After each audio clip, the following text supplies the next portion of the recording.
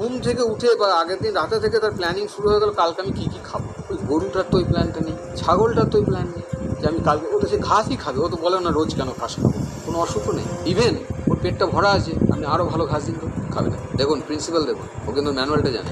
যত spiritual person আছে, একবার সায়েন্সটা কি, সায়েন্স হচ্ছে আমাদের শরীরে সবই কিন্তু মেজার করে দেওয়া হয়েছে উপরওয়ালার তরফ থেকে। হার্ট কতবার বিট করবে এটা কিন্তু বলা আছে। আপনি বেশি চিন্তা করছেন, ওভার থিঙ্কিং করছেন, প্যালপিটেশন হয়েছে, তাহলে হার্ট তাড়াতাড়ি ফেল করবে, তাহলে আপনার ওটা করা যাবে না। তাহলে কি করতে হবে, আপনার সেই ধরনের লাইফস্টাইল একটু নিজেকে নিয়ে করতে হবে। বেশ বারে বারে খাবার দিচ্ছেন, তাহলে স্টমাককে দিয়ে তো আপনি ওভার ওয়ার্ক করাচ্ছেন।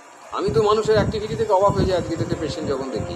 ঘুম থেকে উঠে বা আগের দিন রাতে থেকে তার প্ল্যানিং শুরু হয়ে গেল, কালকে আমি কী কী খাবো। ওই গরুটার তো ওই প্ল্যানটা নেই, ছাগলটার তো ওই প্ল্যান নেই যে আমি কালকে, ও তো সে ঘাসই খাবে। ও তো বলে না রোজ কেন ঘাস খাবো, কোনো অসুখও নেই। ইভেন ওর পেটটা ভরা আছে, আপনি আরও ভালো ঘাস দিন তো খাবে না। দেখুন প্রিন্সিপাল, দেখুন ও কিন্তু ম্যানুয়ালটা জানে।